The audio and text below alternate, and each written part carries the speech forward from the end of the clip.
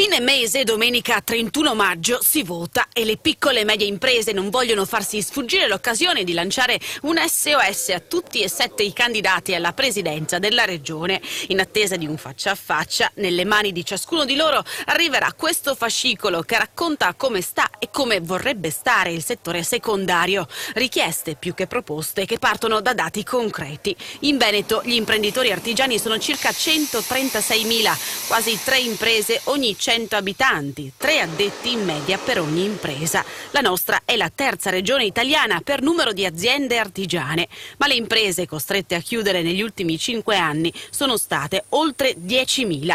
Ripartire si deve. Ecco come: giovani nel nuovo manifatturiero basato su design e tecnologia, uso della leva finanziaria e più sostegno da parte delle banche, ma anche puntare sul turismo come fattore trainante, difesa del Made in Italy come dei luoghi di lavoro sicuri per i lavoratori.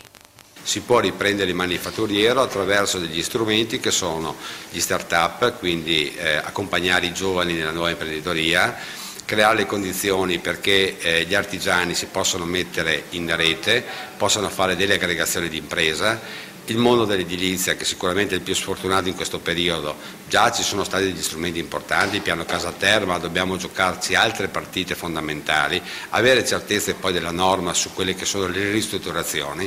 Noi sappiamo che c'è un 70% di costruito che purtroppo deve essere ammodernato e ci vogliono strumenti di finanza per chi investe, chiaramente, quindi i proprietari degli immobili, ma certezze anche sulle riduzioni fiscali di beneficio.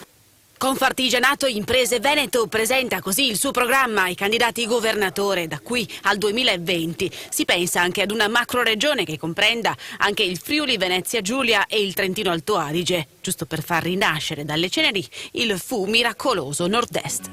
Il nostro viaggio comincia proprio da Padova.